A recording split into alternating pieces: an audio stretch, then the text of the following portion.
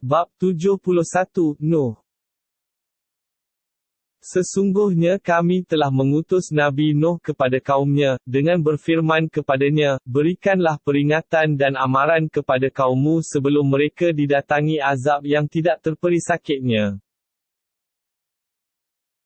Dia pun menyeru mereka dengan berkata, wahai kaumku, sesungguhnya aku ini diutus kepada kamu, sebagai pemberi ingatan dan amaran yang nyata. Iaitu sembahlah kamu akan Allah dan bertakwalah kepadanya, serta taatlah kamu kepadaku.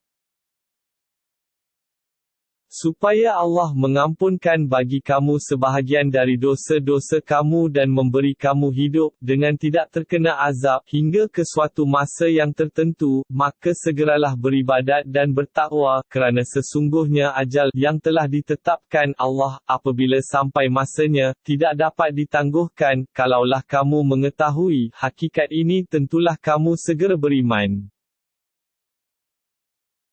Setelah puas menyeru mereka, Nabi Nuh berdoa dengan berkata, wahai Tuhanku, sesungguhnya aku telah menyeru kaumku siang dan malam supaya mereka beriman.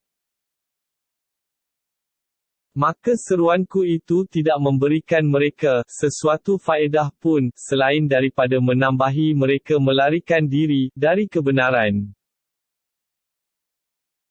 Dan sesungguhnya aku tiap-tiap kali menyeru mereka beriman supaya engkau mengampunkan dosa-dosa mereka, mereka menyumbatkan telinganya dengan jari masing-masing dan berselubung dengan pakaiannya, serta berdegil dengan keingkarannya, dan berlaku sombong takbur dengan melampau.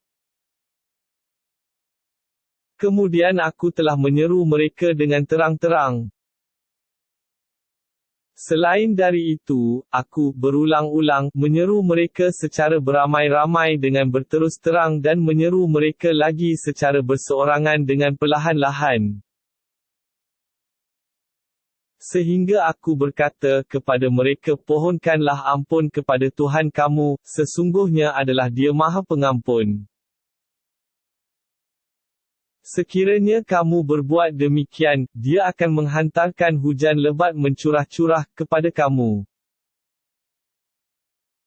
Dan Dia akan memberi kepada kamu dengan banyaknya harta kekayaan serta anak pinak, dan Dia akan mengadakan bagi kamu kebun-kebun tanaman, serta mengadakan bagi kamu sungai-sungai yang mengalir di dalamnya. Mengapa kamu berkeadaan tidak menghargai kebesaran Allah dan kekuasaannya? Padahal sesungguhnya Dia telah menciptakan kamu dengan kejadian yang berperingkat-peringkat. Tidakkah kamu mengetahui dan memikirkan bagaimana Allah telah menciptakan 7 petala langit bertingkat-tingkat? Dan Dia menjadikan padanya bulan sebagai cahaya serta menjadikan matahari sebagai lampu yang terang benderang.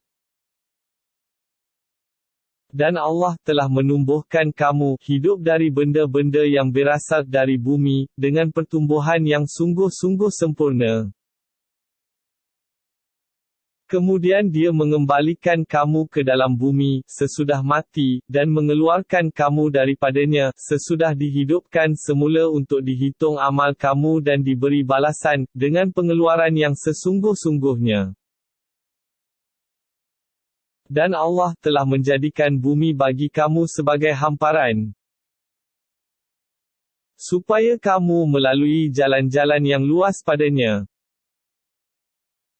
Nabi Nuh merayu lagi dengan berkata, wahai Tuhanku, sesungguhnya mereka telah menderhaka kepadaku dan mereka telah menurut orang yang harta bendanya dan anak pinaknya tidak menambahinya melainkan kerugian di akhirat kelak. Dan mereka telah menjalankan tipu daya dengan merancangkan rancangan yang amat besar jahatnya untuk menentang seruanku.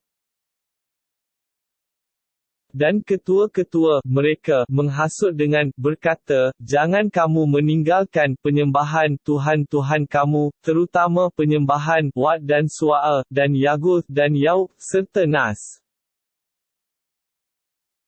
Dan sesungguhnya ketua-ketua itu telah menyesatkan kebanyakan dari umat manusia, dan dengan yang demikian, janganlah engkau, wahai Tuhanku, menambahi orang-orang yang zalim itu melainkan kesesatan jua.